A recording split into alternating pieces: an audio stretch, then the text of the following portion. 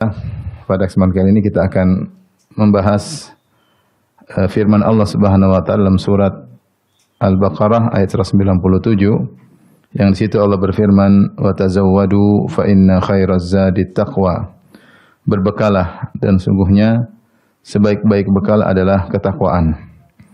Ayat ini kalau kita lihat secara utuh surat Al-Baqarah 197 adalah terkait dengan haji. Allah Subhanahu wa taala berfirman, "Al-hajju asyhurum ma'lumat."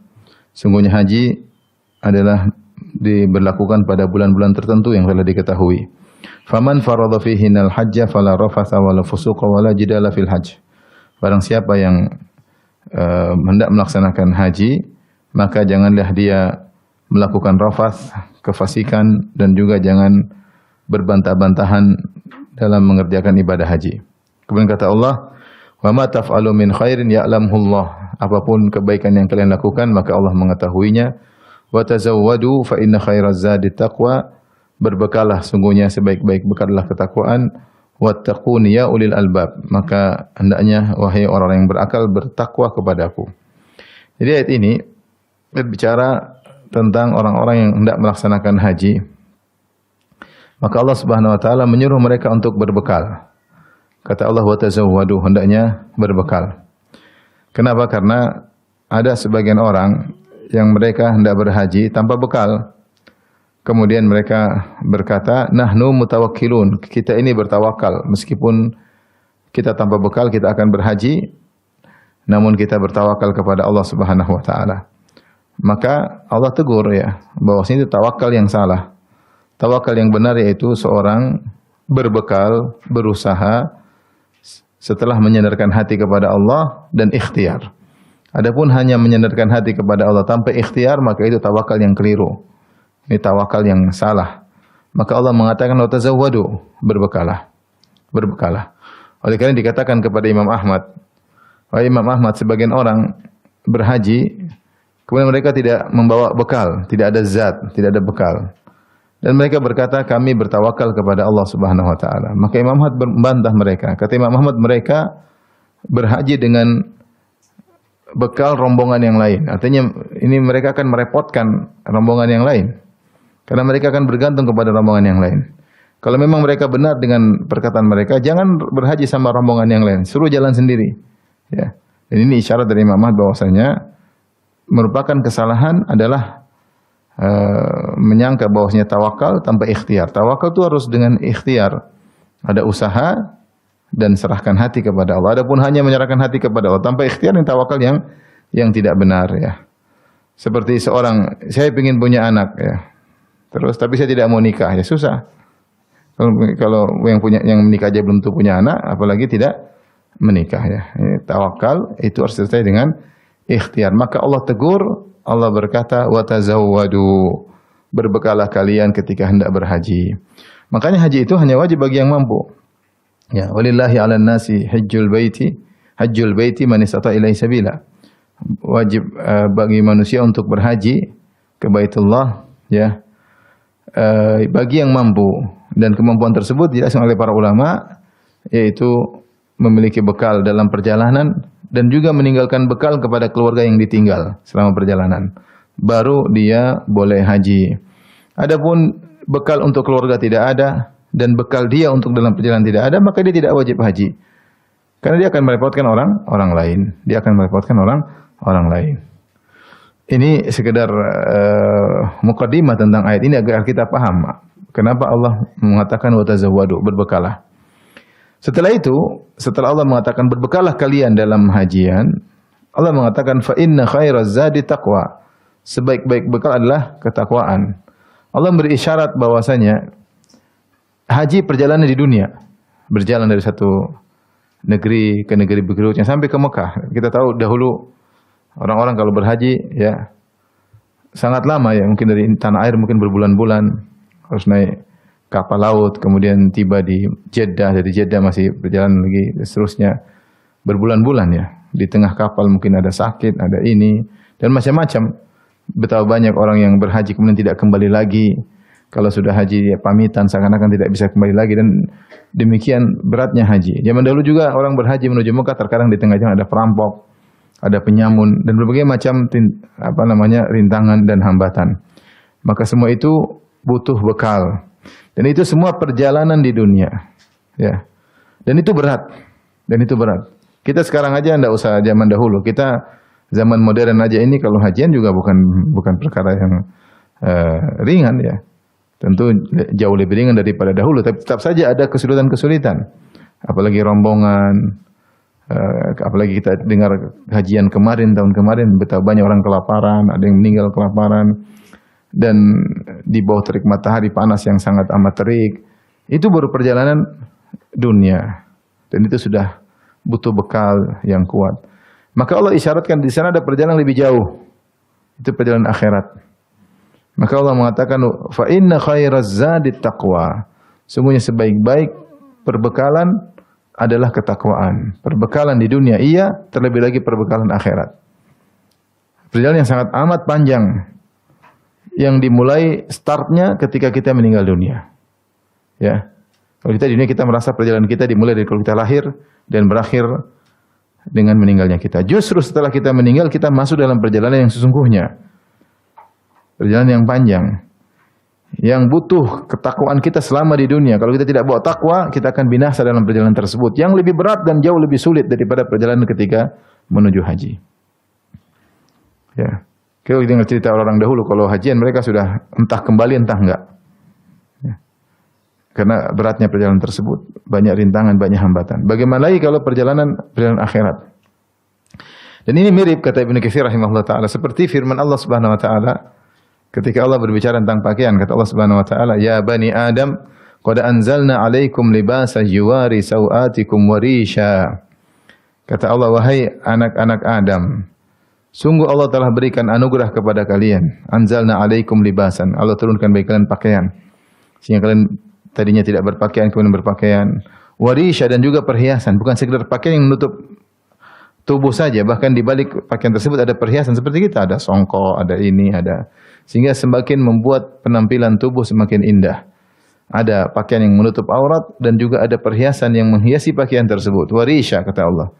Setelah itu Allah berfirman, walibasut taqwa dzalika khair. Namun ingat, ini pakaian cuma di dunia. Pakaian yang terbaik adalah pakaian ketakwaan. Walibasut taqwa dzalika khair. Jangan sampai kita fokus dengan pakaian fisik, kita lupa dengan pakaian ketakwaan yang lebih baik daripada pakaian fisik. Ya.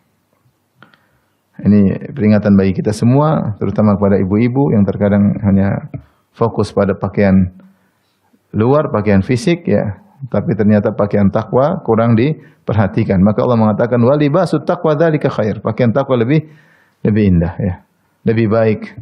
Demikian juga perjalanan ada dua, perjalanan dunia, perjalanan akhirat, ya.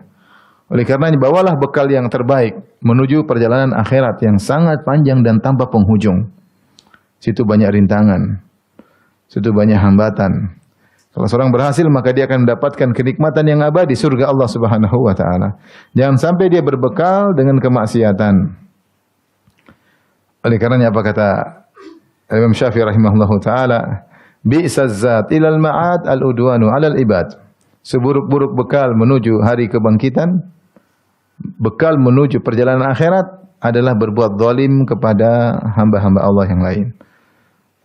Maka seorang pastikan ketika dia masuk dalam perjalanan yang hakiki, yaitu perjalanan akhirat, dia punya bekal yang baik, yaitu ketakwaan sebagaimana firman Allah Subhanahu wa taala di sini, fa inna khairaz zadit taqwa. Sebaik-baik bekal adalah ketakwaan. Para kaum muslimah yang dirahmati oleh Allah Subhanahu wa taala. Pada kesempatan ini kita akan berbicara tentang takwa, hakikat takwa, bekal yang hendak kita bicarakan ini. Di mana takwa, ya, adalah wasiat para seluruh anbiya. Ya, wasiat Allah kepada para anbiya dan wasiat para anbiya kepada umat mereka. Allah berfirman, "Wa laqad wassayna alladziina utul kitaba min qablikum wa iyyakum an ittaqullah." Sungguh kami telah mewasiatkan kepada orang-orang diberi Alkitab, itu ahlul kitab sebelum kalian, dan juga kepada kalian an ittaqullah, hendaknya kalian bertakwa kepada Allah.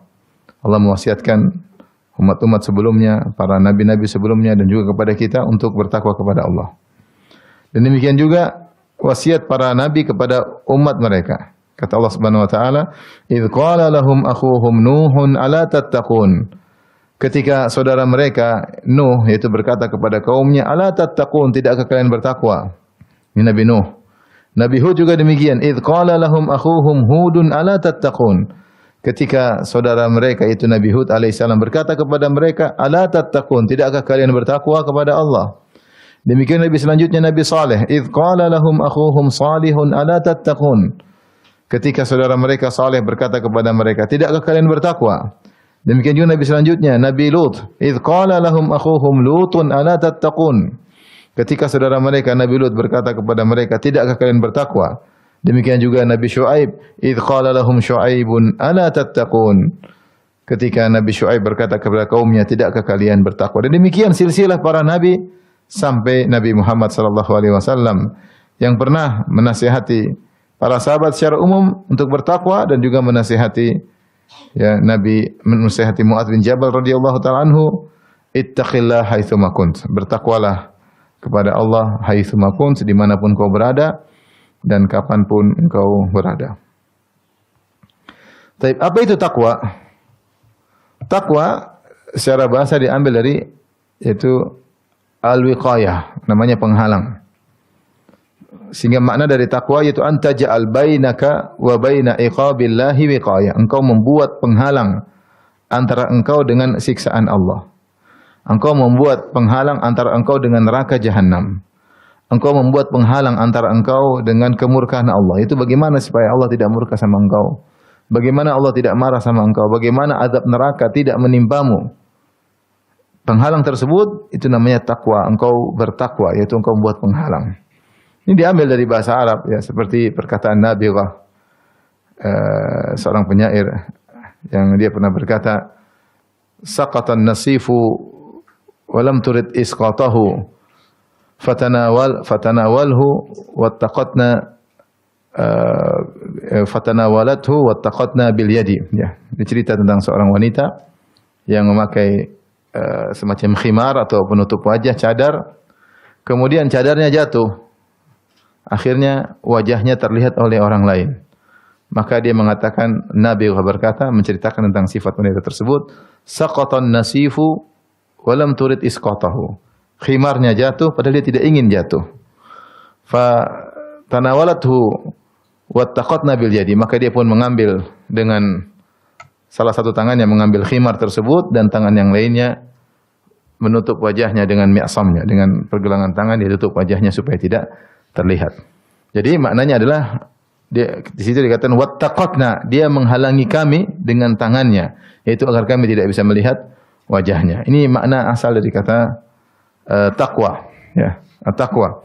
Yaitu seorang menjadikan antara dia dengan azab Allah Subhanahu wa taala penghalang agar dia tidak diazab oleh Allah Subhanahu wa taala. Dan intinya adalah dengan melakukan ketaatan kepada Allah dan menjauhi kemaksiatan. Ya, saya akan bacakan perkataan sebagian salaf ya tentang takwa kepada Allah Subhanahu wa taala.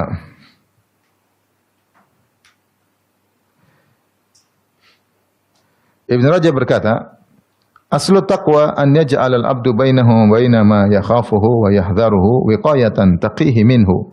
Asal dari takwa yaitu seorang hamba menjadikan antara dia dengan hal yang dia khawatirkan, yang dia waspadai ada penghalang, yang penghalang tersebut akan menghalanginya dari apa yang dia takutkan tersebut. Itu makna takwa secara umum. Fattaqwal abdi rabbahu, adapun takwa seorang hamba kepada Allah, an yaj'ala bainahu wa baina ma yakhshahu min rabbih min ghadabihi wa sakhatihi wa iqabihi wiqayatan. Itu seorang hamba menjadikan antara dia dengan apa yang dia takutkan dari Rabb-nya. Dia takut dari kemurkaannya, dia takut dari kemarahannya, dia takut dari siksaannya, dia membuat penghalang. Taqihi min dzalik. Yang penghalang tersebut menghalangi dia dari hal tersebut. Apa itu penghalang tersebut? Intisarinya, apa itu penghalang tersebut yang bisa menghalangi seorang hamba dari kemurkaan Allah, siksaan Allah, hukuman Allah di dunia maupun di akhirat? Huwa fi'lu ta'atihi, yaitu menjalankan ketaatannya, wajtinabu ma'asih, dan menjauhi larangannya. Ini kesimpulan dari Ibnu Rajab Al-Hambali. Takwa itu menjalankan ketaatan, menjauhi larangan. Ibnu Qayyim rahimahullah berkata, "At-taqwa haqiqatuha." Takwa itu hakikatnya apa? Al-amalu bi ta'atillah imanan wa ihtisaban amran wa nahyan. Takwa adalah menjalankan perintah Allah dengan penuh keimanan, meyakini itu perintah Tuhan. Bahwasanya yang memerintahkan kita ini adalah pencipta kita, penguasa alam semesta. Yang kebahagiaan kita, penderitaan kita di tangannya. Ya, hidup mati kita di tangannya. Ya. Sengsara atau bahagia di tangannya. Sehingga seorang ketika menjalankan ketaatan dia yakin ini perintah dari Allah. Wahtisaban. Jadi bukan karena duniawi, bukan. Ada orang misalnya meninggalkan maksiat bukan karena Allah tapi karena takut sakit misalnya. Ada orang melakukan kebajikan kenapa? Ini karena tuntutan duniawi. Ya, tuntutan pekerjaan atau karena tuntutan masyarakat, bukan karena Allah Subhanahu wa taala, maka itu hakikatnya bukan takwa. Itu hanya sekedar keduniaan saja, ya. Makanya imanan wahtisaban kata Ibnu Qayyim yaitu menjalankan ketaatan kepada Allah dengan beriman ini dari Allah Subhanahu wa taala, wahtisaban dengan mengharap pahala dari Allah Subhanahu wa taala. Harus ada seperti baru namanya takwa. Jika tidak maka dia hanya perkara duniawi saja. Betapa banyak orang tidak mau minum khamar bukan karena Allah, bukan karena larangan tapi karena enggak nanti saya mabuk dikira orang gila, saya merusak fisik. Orang tidak narkoba kenapa? Karena ini kekonyolan, bukan karena ini larangan Allah Subhanahu wa taala. Demikiannya orang berbuat baik sama orang lain, kenapa? Enggak enak pekeu sama masyarakat, pekeu sama keluarga. Ini bukan takwa. Takwa itu harus imanan wahtisaban. Maksudnya apa yang saya lakukan ini adalah perintah Rabbul Alamin dan saya berharap pahala dari Allah. Amran wa nahyan, apa yang terkait dengan apa yang Allah perintahkan maupun apa yang Allah larang. Fayaf'alu ma amarallahu bihi imanan bil amri wa tasdiqan bi wa'dihi. Kata Ibnu Qayyim maka dia pun menjalankan perintah Allah dengan beriman bahwasanya itu perintah dari Allah dan membenarkan janji Allah Subhanahu wa taala. Wa yatruku ma nahallahu anhu imanan bin nahyi wa khaufan min wa'idihi, dan dia meninggalkan apa yang Allah larang. Ya, dengan beriman bahwasanya itu larangan Allah yang perintahkan dan khawatir dari ancaman Allah Subhanahu wa taala. Kemudian Ibnu Qayyim menyebutkan perkataan Talq bin Habib, kama qala Talq bin Habib rahimahullahu taala, "Idza waqa'atil fitnatu fa'atfi'uha bitaqwa." Kata beliau jika terjadi fitnah apapun, maka padamkanlah fitnah tersebut dengan takwa. Qalu kata mereka, wahai Talq bin Habib, wa ma taqwa? Apa itu takwa? Maka dia mengucapkan perkataan indah, anta amala bi taatillah ala nurin minallah. Engkau menjalankan ketaatan kepada Allah di atas petunjuk dari Allah, yaitu ketaatan tersebut benar-benar perintah Allah. Bukan ketaatan dibuat-buat, bukan bid'ah, bukan hal yang tidak diperintahkan oleh Allah, tapi benar-benar ala nuri minallah, itu perintah Allah Subhanahu wa taala. Tarju sawaballah. Ketika kau menjalankan perintah tersebut, kau mengharap pahala dari Allah Subhanahu wa taala. Bukan karena pekeu, bukan karena enggak enak, bukan karena tradisi masyarakat, enggak. Kau berharap pahala dari Allah. Wa anta truka ma'siyatallah. Dan engkau meninggalkan takwa itu juga engkau meninggalkan maksiat kepada Allah ala nuri minallah, di atas petunjuk dari Allah. Kau tahu bahwa ini benar-benar maksiat, Allah larang. Takhafu iqaballah, karena kau takut dengan azab Allah. Inilah perkataan yang paling terbaik dalam definisi takwa, ya. Makanya dikatakan fa inna kulla amalin la budda lahu min mabda'in wa ghayah. Setiap amal itu harus ada asal dan tujuan. Fala yakunul amalu ta'atan wa qurbatan hatta yakuna mabda'uhu mahdhul iman wa ghayatuhu thawaballah. Ya, thawabullah wa ibtigha'a mardatihi wa huwa al-ihtisab. Maka tidaklah suatu amalan menjadi ketaatan dan kedekatan hatta yakunu mabda'uhu mahdhal iman, sampai asal dia pijakan dia untuk beramal adalah karena beriman kepada Allah. Wa ghayatuhu, dan tujuan dia melakukan amal tersebut adalah thawaballah, pahala dari Allah. Wa ibtigha'a mardatihi, dan berharap keridhaan Allah, dan itu yang disebut dengan al-ihtisab. Itu yang disebut al-ihtisab. Ya.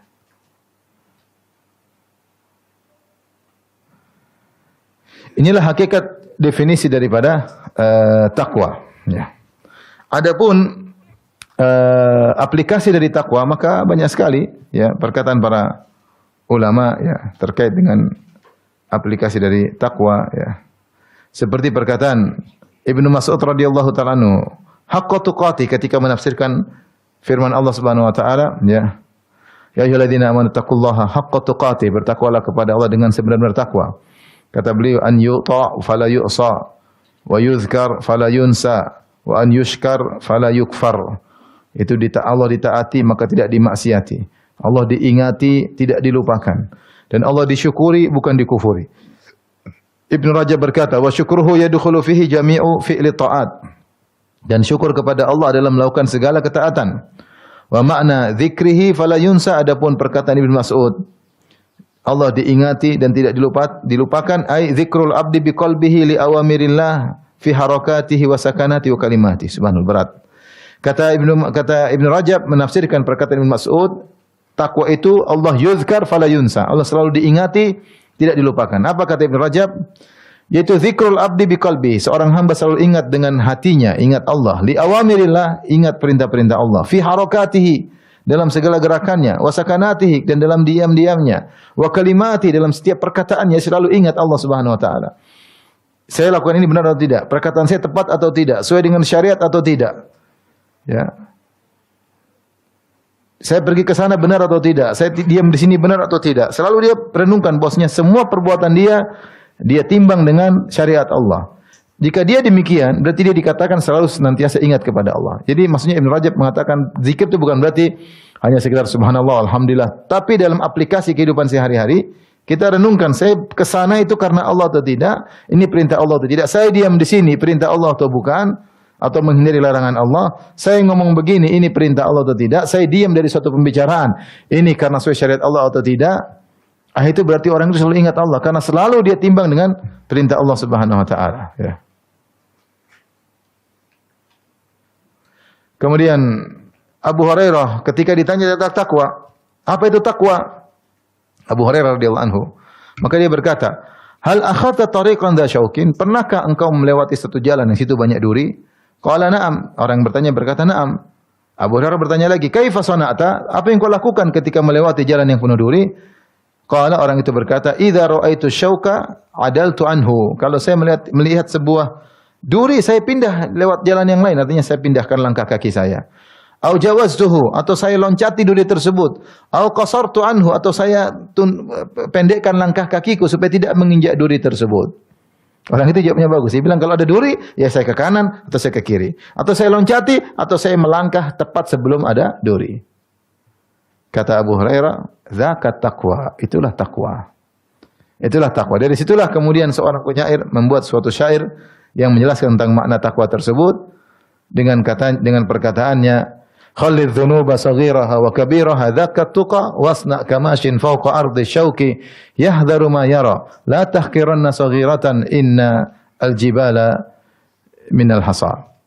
Kata dia, tinggalkanlah dosa-dosa, semua dosa besar dan kecil.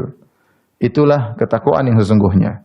Jadilah engkau wasna kamashin, jadilah engkau seperti orang berjalan di atas suatu jalan yang penuh dengan duri, ada duri kecil, duri besar, dia waspada. Yahdharu ma yara, selalu waspada dengan apa yang di depannya dia lihat. Satu, dua. Seperti tadi, kalau ada duri di sebelah kanan, sebelah kiri, kalau ini dia bisa loncat ke depan atau dia mundur sedikit, dia hati-hati waspada, jangan sampai keinjak duri. La tahqiranna saghiratan, jangan kau remehkan dosa kecil, jangan kau remehkan duri kecil. Innal jibala minal hasa, sungguhnya gunung yang tinggi yang kau lihat adalah tumpukan dari batu-batu atau pasir-pasir yang kecil. Itulah hakikat takwa. Itulah dalam kehidupan kita ini, ketika kita berjalan di depan kita, dunia ini penuh dengan duri. Penuh dengan ombak yang bisa menjatuhkan kita. Apa perkataan seorang penyair yang dinukil oleh, kalau enggak salah, Abu Bakar Turtusi atau Turtusi, ya. Dinukil oleh Nawawi di awal dari kitab Riyadhus Shalihin, ya. Kata dia, inna lillahi ibadan futana talaqud dunya wa khaful fitana falamma alimu annaha laysat lihayyin watana ja'aluha lujjatan wattakhadhu salihal a'mali fiha sufuna. Dia mengatakan sungguhnya di antara hamba-hamba Allah ada hamba-hamba Allah yang cerdik, yang cerdas. Talaqud dunya wa khaful fitana. Mereka menceraikan dunia dan mereka takut dengan fitnah-fitnah yang ada di atas dunia ini. Tatkala mereka melihat dunia, mereka tahu dunia ini bukanlah tempat tinggal yang sungguhnya. Ja'aluha lujjatan, maka mereka menjadikan dunia itu seperti lautan yang penuh dengan ombak. Wattakhadhu salihal a'mali fiha sufuna, dan mereka menjadikan amal saleh sebagai perahu atau kapal yang menyelamatkan mereka dari lautan yang penuh ombak tersebut. Maka seorang di dunia ini tahu di depan dia banyak sekali godaan, banyak sekali ya hal-hal yang bisa menghalangi dari Allah Subhanahu wa taala. Maka dia waspada.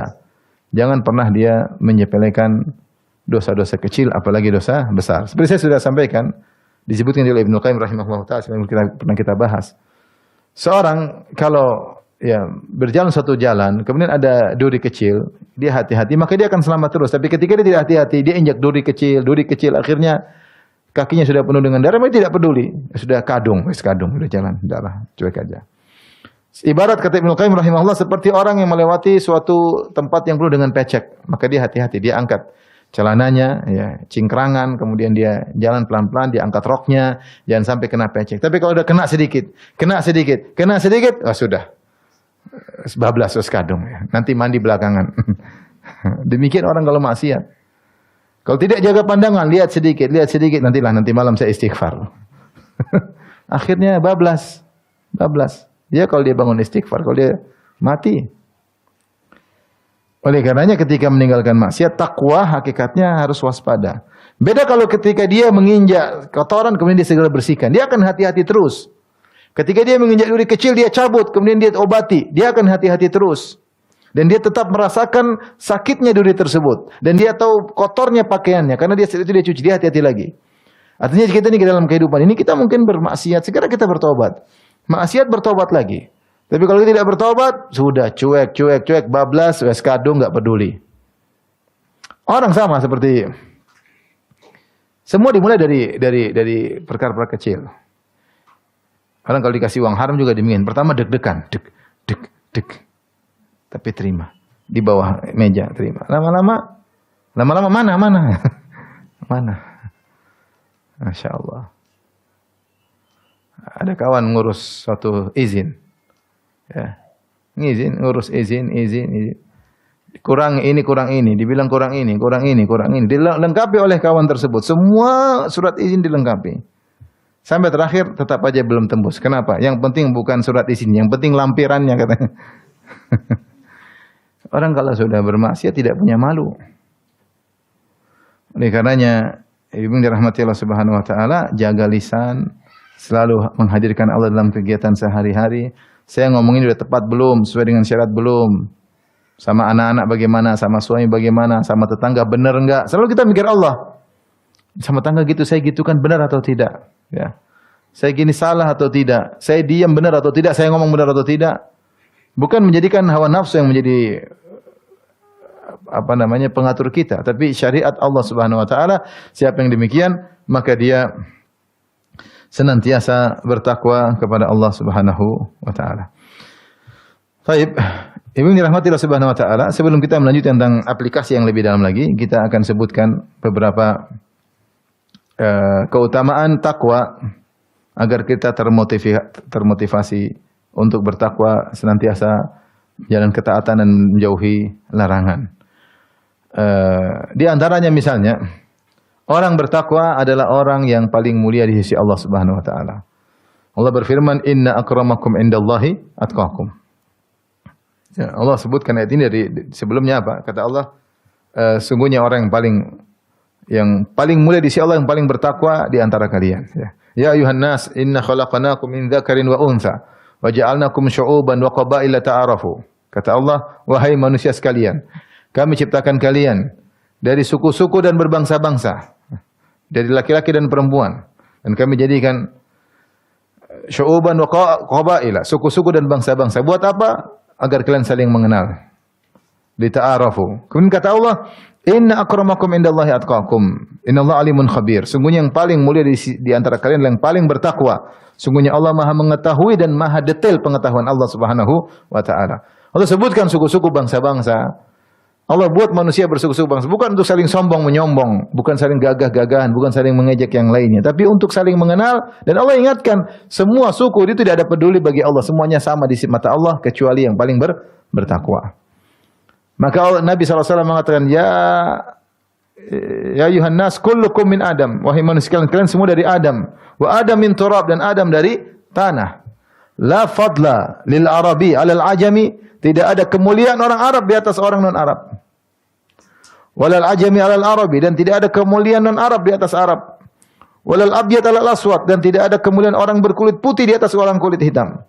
Walal aswad 'alal abyad, dan tidak ada orang berkulit hitam lebih utama dari kulit putih illa bittaqwa, kecuali dengan takwa. Kecuali dengan takwa. Maka jangan terpedaya dengan penampilan, dengan suku, dengan darah biru, dengan darah hijau, enggak ada urusan ya. Enggak ada urusan. Nabi SAW mengatakan, Inna Allah la yanzuru ila suwarikum, wala ila ajsamikum, walakin yanzur ila qulubikum wa amalikum. Allah tidak melihat kepada rupa kalian, paras kalian, penampilan kalian, baju kalian, tas kalian. Allah tidak pernah lihat ya. Yang Allah lihat adalah apa? Hati dan amalan kalian. Maka saya sering sampaikan dalam pengajian saya, kita ini ibu-ibu di dunia ini, mungkin kita tahu status kita ya. Status kita, saya lebih kaya daripada kamu, kamu lebih kaya daripada saya, tas saya lebih mentereng daripada tasmu ya. Jabatanmu lebih tinggi daripada saya. Di dunia kita bisa tahu status kita. Ini kan status di dunia bisa kelihatan. Tapi status pada kehidupan berikutnya, setelah kamu mati, bagaimana? Status kita bisa jauh berbeda. Ya. Orang yang mungkin kau rendahkan selama di dunia, ternyata statusnya di alam berikutnya jauh lebih tinggi. Orang miskin yang sering kau pandang dengan pandangan rendah, ternyata bisa statusnya lebih tinggi. Dia rajin sholat, ternyata dia berbakti sama orang tua, ternyata dia tidak sombong, ternyata dia tidak pernah mendolimi orang lain. Makanya Allah mengatakan khafidhatur rafi'ah, kata Allah Subhanahu wa taala, idza waqa'atil waqi'ah laisa liwaqa'atiha kadhibah khafidhatur rafi'ah, jika terjadi hari kiamat, kata Allah Subhanahu wa taala, yang di mana hari kiamat tersebut khafidhatur rafi'ah, hari kiamat merendahkan dan mengangkat, merendahkan orang yang merasa tinggi selama di dunia, ketika dia ternyata tidak bertakwa, dia akan direndahkan pada hari kiamat kelak. Rafi'ah, Allah akan mengangkat orang-orang yang mungkin direndahkan ketika di dunia, karena mungkin tidak punya dunia, tidak punya jabatan, tidak punya kekuasaan, direndahkan. Tapi ketika dia bertakwa, dia akan dinaikkan pada hari kiamat kelak. Maka inna akramakum indallahi atqakum. Yang paling mulia di sisi Allah yang paling bertakwa. Allah berfirman, wasjudu waqtarib, sujudlah dan dekat kepada Allah. Kita dengan kebanggaan kita naik mungkin mobil mewah, kemudian naik motor, naik mobil, jalan sana jalan sini, jarang sujud. Sementara si fulana yang mungkin motornya tidak pas-pasan, mobilnya juga kurang, tidak ada mobil, rumahnya mungkin semeraut, tapi dia senantiasa sujud kepada Allah Subhanahu wa taala. Maka dia jauh lebih mulia di sisi Allah daripada orang yang kemudian lupa untuk sujud kepada Allah Subhanahu wa taala. Oleh karenanya, orang semakin bertakwa, dia semakin mulia di sisi Allah, meskipun orang lain menghinakannya, meskipun orang lain merendahkannya. Ini antara keutamaan takwa, dia adalah barometer kemuliaan seorang di sisi Allah Subhanahu wa taala. Tapi di antara keutamaan takwa, Allah berfirman, "Ala inna awliya Allahi la khaufun 'alaihim wa lahum yahzanun, alladzina amanu wa kanu yattaqun." Ketahuilah bahwasanya wali-wali Allah tidak ada rasa takut dan khawatir atas mereka, dan mereka tidak bersedih. Siapa mereka? Alladzina amanu wa kanu yattaqun, orang-orang yang beriman dan mereka juga bertakwa. Ini ibu-ibu kalau bisa baca, sempatkan baca tafsir Tahrir wa Tanwir Ibnu Ashur, Tahrir bin Ashur. Dia menjelaskan tentang la khaufun alaihim wa lahum yahzanun. Bosnya orang-orang yang wali-wali Allah tidak ada takut dan tidak ada sedih. Ini bukan terkait cuma pada hari kiamat saja. Bukan terkait ketika akan meninggal dunia saja, tapi terkait dengan di dunia. Terkait dengan di dunia. Artinya orang-orang yang bertakwa, alladzina amanu wa kanu yattaqun. Orang yang beriman dan bertakwa, maka meskipun banyak cobaan menerpanya, tetapi tetap ujungnya dia tetap tegar, karena dia bersandar kepada tempat bersandar yang terbaik, yaitu Allah Subhanahu wa taala. Ni'mal maula wa ni'man nasir. Ya, terbaik tempat bersandar, terbaik tempat memberi pertolongan dialah Rabbul Alamin. Maka dia dalam kondisi apapun dia akan tenang dan tenteram. Makanya saya katakan, jika seorang di dunia ini menghadapi berbagai macam masalah dan dia tidak tentram, tidak tenang, dia tidak bertakwa. Segera diperbaiki takwanya. Seorang mukminah, apapun yang dia hadapinya, masalah apapun, Mungkin ada gonjang, mungkin ada ketakutan, ada kekhawatiran. Tetap ujungnya dia akan tenang. Kenapa? Karena dia menyerahkan urusan kepada Allah. Kalau dia wanita salehah. Tapi kalau tidak salehah, dia dalam kondisi sengsara hatinya meskipun di tengah kemewahan. Meskipun di tengah sebab-sebab kebahagiaan. Dia akan sengsara. Tapi kalau dia bertakwa kepada Allah, apapun namanya dalam hidup ini ada musibah, ada ujian, ada yang dikhawatirkan, disedihkan, tapi kesimpulannya dia akan tenang, ya. Ibnu Qayyim rahimahullahu taala berkata, "Wadda'a Ibnu Aun rajulan." Ibnu Aun, seorang ulama tabi'in, berkata kepada seorang yang akan bersafar. Dia nasihati. Dia berkata, "Alaika bittaqwallah." Hendaknya kau bertakwa kepada Allah. Fa innal muttaqiya laisa alaihi wahsyah. Sungguhnya orang yang bertakwa kepada Allah tidak ada kekeringan dalam hatinya. Tidak. Dimanapun dia berada, dimanapun dia sendirian, dia bersama orang, ada Allah yang menemaninya, ada Al-Quran menemaninya, ada zikir menemaninya, ada salat malam menemaninya, ada zikir pagi petang menemaninya. Dia tidak akan menemukan kesengsaraan dalam hatinya. Maka di antara keutamaan bertakwa kepada Allah adalah ketenangan dalam hati. Ketenangan dalam hati. Dan ini sangat kita butuhkan ibu-ibu yang dirahmati Allah Subhanahu wa taala. Di zaman kita sekarang ini di mana banyak hal yang bisa mengganggu hati kita, bisa merusak kebahagiaan hati kita. Kalau tidak disertai dengan takwa, maka kita akan sengsara, ya. Kemudian juga di antara keutamaan takwa yang Allah sebutkan dalam surat At-Talaq, ya. Allah Subhanahu wa taala berfirman, ya. Ya ayyuhalladzina amanu ya ayyuhan nabiyyu idza talaqtumun nisaa fatalliquhunna li'iddatihinna wa asul iddah wattaqullaha rabbakum la tukhrijuhunna min buyutihinna wa la yakhrujuna illa ya'tina bi fahishatin mubayyinah wa tilka hududullah wa may ta'addu faqad dzalama nafsah la tadri la Allah yuhditsu ba'da dzalika amra fa idza balagna ajalahunna famsikuna bima'rufin aw fariquhunna bima'ruf wa ashidu dzawi adli minkum. Dan seterusnya kata Allah, wa may yattaqillaha yaj'al lahu makhraja wa yarzuquhu min haitsu la yahtasib. Wa may yatawakkal 'ala Allah fa huwa hasbuh. Kemudian kata Allah, wa may yattaqillaha yaj'al lahu min amrihi yusra. Ya. Subhanallah, dalam surat At-Talaq Allah menyebutkan bahwasanya takwa adalah solusi dari segala permasalahan. Dan Allah, saya sering sampaikan juga hal ini, bahwasanya Allah sebutkan dalam surat At-Talaq problem yang sangat berat dihadapi oleh seorang laki maupun wanita. Saya rasa problem yang paling berat kalau problem rumah tangga. Lebih daripada problem di kantor, lebih daripada problem kalau di dalam ekonomi. Paling berat kalau ada problem suami istri, paling berat. Terkait dengan rumah tangga, terkait dengan anak-anak, ini paling berat. Dan yang paling berat adalah problem perceraian. Problem perceraian. Bagaimana seorang suami harus menceraikan istrinya, bagaimana seorang istri harus diceraikan oleh suami. Ini sangat berat. Sangat berat sekali. Tetapi Allah menjelaskan, meskipun problem tersebut sangat berat, siapa yang bertakwa Allah akan berikan solusi. Ya. Kita kalau berhadapan dengan masalah di luar, mungkin dimaki-maki orang masih ringan, tapi kalau masalah di rumah sangat berat. Maka Allah berkata, "Wa may yattaqillaha yaj'al lahu makhraja." Siapa yang bertakwa kepada Allah, dalam urusan perceraian Allah akan kasih solusi. Pasti ada solusi. Namun sering tidak ada solusi karena pelaku perceraian tidak menjalankan perintah Allah. Allah berfirman, wa tilka hududullah, inilah batasan-batasan Allah. Wa may yata'adda hududallahi faqad dzalama nafsah. Siapa yang melanggar aturan Allah maka dia telah menzalimi dirinya sendiri. Seperti apa? Begitu cerai, istrinya langsung diusir misalnya. Cerai, istrinya tidak dikasih nafkah padahal masih di masa iddah.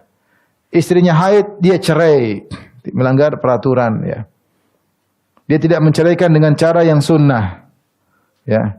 Dan seterusnya. Kezaliman-kezaliman dilakukan oleh seorang ketika menjatuhkan cerai. Demikian juga sang wanita, ketika dicerai langsung kabur dari rumah. Padahal Allah berfirman, la tukhrijuhunna min buyutihinna wa la yakhrujna. Kalau kalian sudah menceraikan istri-istri kalian, maka jangan kalian keluarkan istri kalian. Dan istri-istri tersebut juga jangan keluar dari rumah mereka. Namun yang terjadi, ibu-ibu kalau diceraikan langsung kabur ke rumah orang tua. Jangankan diceraikan, belum dicerai, baru diomel, sudah kabur. Gimana mau bertakwa kepada? Akhirnya apa? Tanpa solusi. Tanpa solusi. Jadilah janda yang tidak ada solusinya. Lelaki pun demikian. Sudah cerai, tidak ada solusi. Dapat istri yang tidak benar lagi. Hanya menghabisin hartanya ya, dan seterusnya. Oleh karenanya kalau masalah sepelik ini saja ada solusi. Kalau bertakwa, "May yattaqillaha yaj'al lahu makhraja." Siapa yang bertakwa kepada Allah berikan solusi. Bukan cuma itu, "Wa yarzuqhu min haitsu la yahtasib." Bahkan Allah berikan dia rezeki dari arah yang tidak dia sangka-sangka. Kemudian Allah mengatakan, "Wa may yatawakkal 'alallahi fa huwa hasbuh." Siapa yang bertawakal, maka itu Allah cukup baginya. Dalam selanjutnya Allah mengatakan, "Wa may yattaqillaha yaj'al lahu min amrihi yusra." Siapa yang bertakwa kepada Allah mudahkan urusannya. Wa yu'dhim lahu ajra, Allah besarkan pahalanya. Sayaj'alullahu ba'da usri yusra, Allah akan jadikan setelah kesulitan ada kemudahan. Ini semua dalam surat At-Talaq. Masalahnya kita ada masalah pun kita tidak bertakwa, kita tidak timbang dengan syariat. Kita ngamuk sama orang timbang, ini bagaimana kita lakukan? Ini masalah, apa yang harus lakukan? Harus syariat, takwa. Karena takwa inilah solusi yang terbaik. Harus yakin dengan hal tersebut. Sungguh indah perkataan Nabi Yusuf alaihissalam. Ketika dia diuji oleh Allah di mana kakak-kakaknya berbuat zalim kepadanya, dibuka bajunya, dimasukkan dalam sumur, kemudian dijual belikan jadi budak. Kemudian perjalanan hidup, kemudian dia dipenjarakan sampai keluar penjara, sampai menjadi menteri keuangan, perbendaharaan negeri Mesir. Akhirnya dia ketemu lagi dengan kakak-kakaknya. Mereka berkata, "A innaka la anta Yusuf?" Kau ini Yusuf. Qala ana Yusuf wa hadha akhi, qad manna Allahu alaina. Benar, saya ini Yusuf, ini adik saya Binyamin. Bin Yusuf berkata, qad manna Allahu alaina. Sungguhnya Allah telah beri karunia kepada kami. Innahu may yattaqi wa yasbir. Siapa yang bertakwa dan bersabar, fa innallaha la yudhi'u ajral muhsinin. Allah tidak akan menyia-nyiakan pahala orang berbuat ihsan. Antum kalau sabar, ini tercatat. Bukan Allah tidak lihat, Allah lihat. Allah lihat bagaimana apa yang kau lakukan menghadapi problematik ini. Takwa dicatat malaikat. Allah tahu akan ada ganjarannya cepat atau lambat. Cepat atau lambat ada ganjarannya. Nabi SAW berkata, "Innahu may yattaqi wa yasbir." Siapa yang bertakwa dan bersabar, sungguhnya Allah tidak akan menyia-nyiakan pahala orang yang berbuat kebajikan. Jadi orang yang bertakwa akan diberi solusi dari Allah Subhanahu wa taala. Makanya, jika ada seorang menghadapi permasalahan, tidak ada solusi, sudah berusaha semua buntu, tidak ada solusi, berarti takwanya bermasalah. Takwanya bermasalah. Akhirnya dia nangis, curhat sama si fulan, curhat sama si fulana, tidak ada solusi.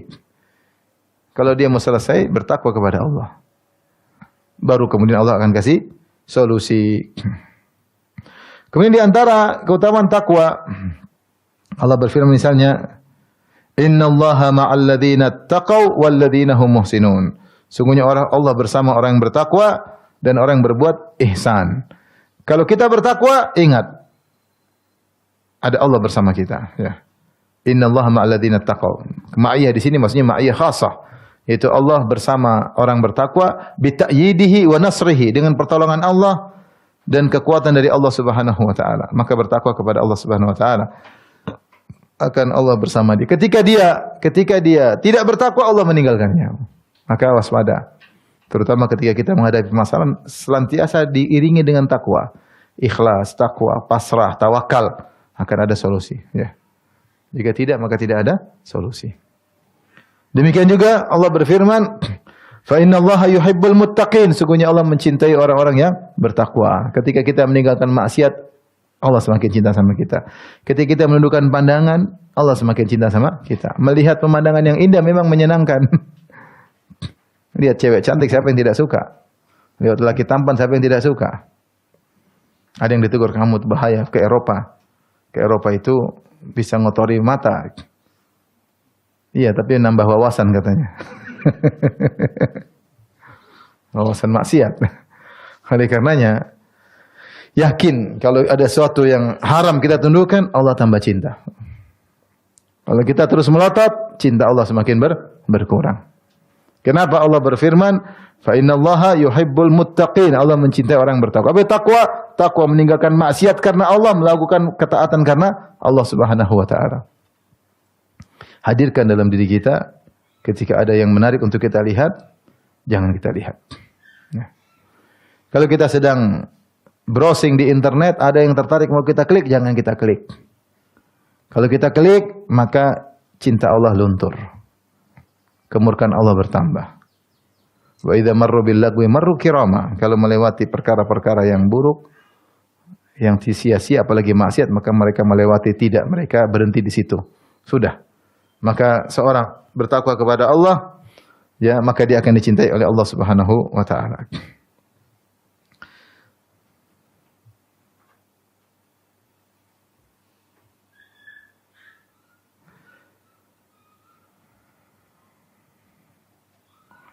Kata Allah Subhanahu wa taala juga, bagaimana orang bertakwa dimuliakan pada hari kiamat kelak, ya. Ketika orang-orang melewati sirat, ya. Kata Allah, wa in minkum illa wariduha kana 'ala rabbika hatman maqdiyya thumma nunajjil ladzina taqaw wa nadharu adh-dhalimina fiha jithiya. Kata Allah, tidak ada seorang pun dari kalian kecuali akan melewati sirat. Sirat yang dibentangkan di atas neraka jahanam. Sangat tipis, sangat tajam. Orang berjatuhan, berguguran di atas sirat tersebut. Setiap orang pasti lewat. Kemudian kata Allah, "Tsumma nunajjil ladzina taqaw." Kemudian kami selamatkan orang-orang yang bertakwa dari sirat, dari terjatuh dalam neraka jahanam. Maka untuk selamat bertakwa, semakin mudah selamat. Allah juga muliakan mereka, kata Allah, ya, "Yauma nahsyurul muttaqina ila ar-rahmani wafda wa nasuqul mujrimina ila jahannam wirda." Pada hari kiamat kelak kami akan kumpulkan orang bertakwa menuju Ar-Rahman yang Maha Penyayang. Wafda, seperti utusan. Gimana sih kalau ada utusan kita muliakan? Allah muliakan orang-orang bertakwa. Ya. Allah dekatkan surga. Wa uzlifatil jannatu lil muttaqina ghaira ba'id. Surga didekatkan kepada orang bertakwa. Tidak jauh. Tadi jauh didekatkan kepada orang bertakwa. Allah muliakan. Dimuliakan oleh Allah Subhanahu wa taala, dikumpulkan seperti utusan, dimuliakan. Ya.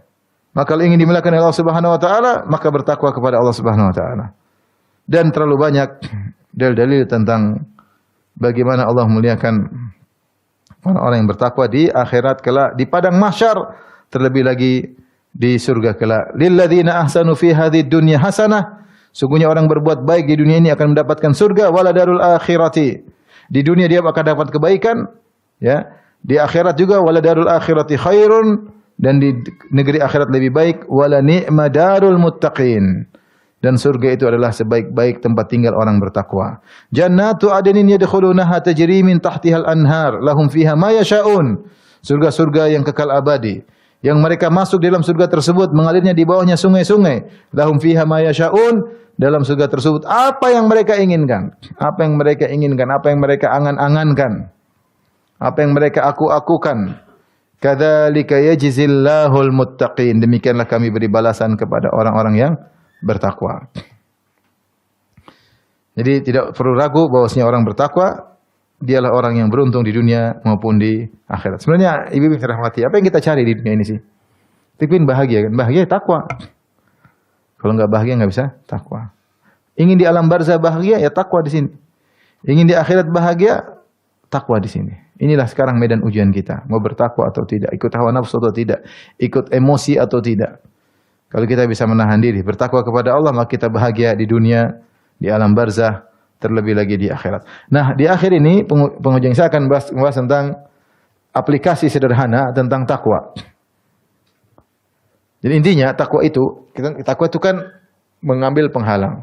Maka kita harus mengetahui apa yang harus kita jauhi untuk kita menghindar darinya. Dan kita juga harus tahu apa ketaatan untuk kita melakukannya. Karena takwa adalah menjalankan ketaatan dan jauhi larangan. Kalau kita nggak ngerti mana ketaatan dan mana larangan, bagaimana kita bisa menjalankan takwa? Seorang berkata, kaifa yattaqi man la yadri ma yattaqi. Bagaimana seorang bisa menghindar dari suatu perkara yang tidak tahu apa yang harus dia hindari. Maka konsekuensinya kita harus mengetahui hal yang dilarang untuk kita jauhi, sebagaimana kita harus mengetahui perkara-perkara yang baik untuk kita kerjakan. Sini ada disebut dengan maratibut taqwa, ya, tingkatan-tingkatan takwa. Yang pertama, ya, menjauhi kekufuran dan kesyirikan. Ini yang paling parah, menjauhi kekufuran dan kesyirikan. Karena syaitan paling utama ingin menjerumuskan orang dalam kekufuran atau kesyirikan dengan berbagai macam bentuk kekufuran dan kesyirikan. Dan dari dulu sampai zaman sekarang berbagai macam kekufuran dan kesyirikan banyak sekali. Di antaranya ragu terhadap kekuasaan Allah, ragu terhadap keesaan Allah, ragu tentang keadilan Allah. Ini kekufuran semuanya. Dan banyak sekali. Wahdatul wujud, aliran kebatinan, ini semua kufuran. Banyak sekali kufuran. Hindari. Kenali apa saja jenis-jenis kesyirikan, kenali apa saja jenis-jenis kekufuran untuk dijauhi. Ini tingkatan takwa yang paling tinggi. Tingkatan berikutnya adalah ittiqaul bid'ah, meninggalkan bid'ah. Ya, semua bid'ah yang tidak ada syariatnya kita hindari. Alhamdulillah yang sunnah jelas masih banyak. Syaitan kalau tidak bisa menjerumuskan orang dalam kekufuran, kesyirikan, dia jerumuskan dalam bid'ah. Karena sudah terjerumus dalam bid'ah, dia geluti bid'ah tersebut tanpa merasa bersalah. Dia geluti bid'ah tersebut tanpa merasa bersalah. Bahkan dia bela habis-habisan, ternyata itu adalah bid'ah. Ya. Orang-orang Nasara lihat, mereka melakukan bid'ah. Bid'ah apa? Bid'ah selain akidah adalah bid'ah rahbaniyah, tidak mau menikah. Mereka menyangka tidak mau menikah mulia di sisi Allah. Dan mereka setengah mati, setengah mampus membela keyakinan tersebut, tidak menikah, tidak punya anak. Ujung-ujungnya masuk neraka, kasihan. Makanya Umar bin Khattab ketika melihat orang Nasara, mereka mengatakan, ingat firman Allah, amilatun nasibah. Amilah, capek-capek beramal, nasibah taslah naron hamiyah. Akhirnya masuk neraka jahanam. Ini berlaku orang Nasara. Kenapa? Sudah susah jadi pendeta, tidak kawin, tidak nikah.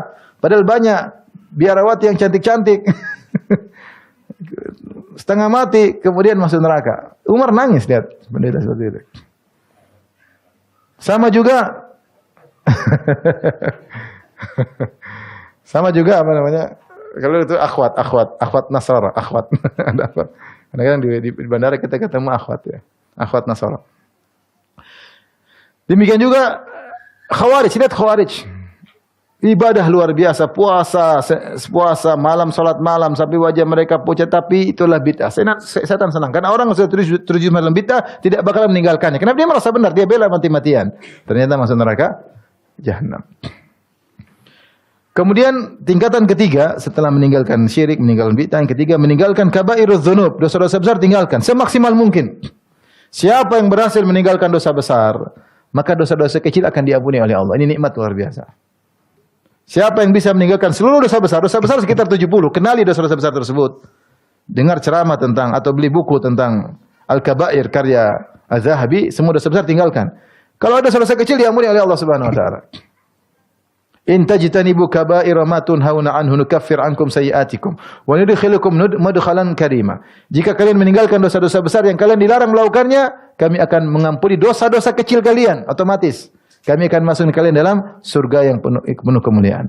Allah mengatakan, alladzina yajtanibuna kaba'iral itsmi wal fawahisha illa lamam inna rabbaka wasi'ul maghfirah. Sungguh orang-orang yang meninggalkan dosa-dosa besar dan perbuatan keji illa lamam, kecuali dosa kecil yang tidak bisa tinggalkan. Lamam itu apa? Dosa kecil tidak bisa kita tinggalkan. Salah ngelirik, salah melihat, salah megang, salah ngomong. Apalagi zaman sekarang kesalahannya banyak. Siapa yang bisa menundukkan pandangan? Susah zaman sekarang. Pasti enggak lihat, ya, lihat lagi lihat sini kanan kiri oke. Serepot. Atas bawah juga oke, serepot. Tapi kalau kita tidak sengaja, namanya lamam, suatu dosa yang tidak mungkin kita tinggalkan. Tapi kalau kita tinggal dosa besar, ini akan diampuni oleh Allah. Allah puji orang seperti ini. Karena mustahil orang meninggalkan semua dosa. Sudah maksimal, tidak mungkin kita. Pasti ada salah ngomong, salah ngelihat, nggak sengaja dengar. Banyak hal yang tidak bisa kita hindari. Alladzina yajtanibuna kaba'iral itsmi wal fawahisha illa lamam. Orang-orang yang meninggalkan dosa besar dan perbuatan keji kecuali dosa-dosa kecil yang tidak bisa dia tinggalkan. Allah mengatakan inna rabbaka wasi'ul maghfirah. Sungguhnya Rabbmu luas ampunannya. Jadi tingkatan ketiga meninggal dosa besar. Tingkatan keempat tinggalkan dosa-dosa kecil. Berusaha, berjuang. Jangan biasakan diri. Syaitan kemudian kasih syubhat. Tidak apa-apa. Yang penting dosa besar kau tinggalkan nanti diampuni. Akhirnya meremehkan. Jadi banyak bisa jadi berbahaya. Ya. Seorang berusaha semaksimal mungkin meninggalkan besar dan kecil. Ya, kalau ternyata dia berusaha meninggalkan besar dan kecil, ternyata tetap kena, ini diampuni. Ya. Rasulullah telah mengatakan, iyyakum muhaqqaratiz dzunub, waspadalah kalian dari dosa-dosa yang diremehkan. Kalau bertumpuk banyak maka akan membinasakan. Yang kelima, meninggalkan perkara-perkara yang dibolehkan namun terlalu berlebih-lebihan. Tawassu' fil mubahat, ini tidak boleh. Ini kalau kita bertakwa ini terlalu berlebih-lebihan udahnya. Kita hobi misalnya main sepeda, beli sepeda terlalu mahal, berlebih-lebihan, enggak usah. Ya. Kita hobi jalan-jalan, tapi jalan-jalan terus-menerus tidak berhenti-berhenti. Minggu ini ke Paris, minggu depan ke Amsterdam, minggu depannya lagi ke Qatar, minggu depannya lagi ke Belgia, minggu depannya lagi kemana? Ke mana?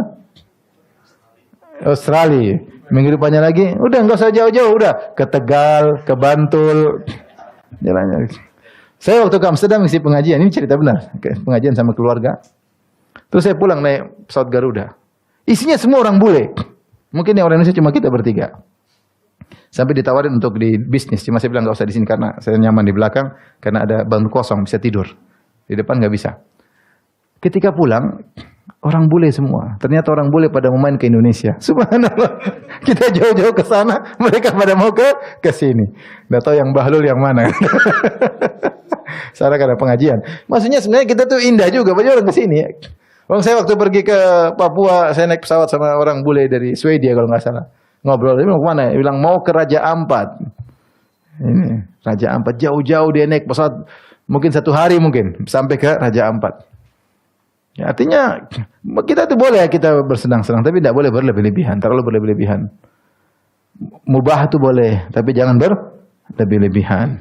Di antara bentuk takwa adalah meninggalkan tawassu' fil mubahat. Ya, maka kita selalu mengambil kaidah wara. Apa itu wara? Tarku ma la yanfa'u fil akhirah. Tarku ma la yanfa'u fil akhirah. Itu namanya wara. Itu meninggalkan suatu yang tidak bermanfaat di akhirat. Ya. Kalau ini ada manfaatnya, lakukan. Enggak ada manfaatnya, sudah. Masih banyak yang lain kita kerjakan. Masih ada hal-hal yang menyenangkan, bisa dapat pahala di akhir. Itu olahraga. Niatnya apa? Olahraga, sehat badan, bisa ibadah, bisa berdakwah. Bismillah. Lakukan, menyenangkan, dapat pahala. Kemudian yang keenam, ittiqa' tafdhilil a'malil marjuhah. Meninggalkan perkara amalan-amalan yang marjuh. Amalan dua-duanya berpahala, tapi ada yang lebih afdal dan ada yang kurang afdal. Maka butuh skala prioritas. Jangan sampai kita kebalik skala prioritasnya. Contoh kebalik, ngurusi orang jauh-jauh, anak istri kurang diurusin. Ngurusi janda jauh-jauh, istri sendiri tidak diurusin. Ya, semangat ngurusin janda. Ketemu janda wajah semeringah, sama istri tidak semeringah. Ini salah. Istri harus diutamakan, istri anak didahulukan. Bukan sebaliknya. Jadi maksudnya senyum aja berpahala. Tapi senyum sama orang pahala. Tapi ada orang utama yang harus kita senyumi ada. Orang tua, istri, anak-anak. Lebih utama dari senyum sama orang lain. Jangan sampai salah kaprah. Apalagi ibu-ibu. Sama tukang bakso ramahnya luar biasa. Iya. Suami kurang diramahin. Mas, tambah 1 mangkok lagi mas. Sambal nih mas. Tolong mas. Masya Allah. Ada kata tolong mas. Sama mas asli. Ambil. Waduh. Jangan sampai salah prioritas ya. Allah musta'an. Itu saja ibu-ibu yang dirahmati Allah Subhanahu wa taala. Marilah kita sama-sama berusaha bertakwa kepada Allah dan kita berusaha ketika meninggal dalam kondisi husnul khatimah. Itu bukanlah impian yang tiba-tiba bisa kita wujudkan. Itu perlu semuanya dengan proses. Dikit demi sedikit semakin meningkat keimanan. Sekali kita cek, saya sudah lama ngaji, tambah enggak keimanan saya? Tambahkah ketakwaan saya? Tambahkah wara' saya? Kalau tambah lanjut. Kalau enggak, berhenti dulu. Kontrol diri dulu. Saya salah berarti niat ngaji. Saya salah berkomunitas. Saya salah perhatikan diri sebelum kebablasan semakin jauh.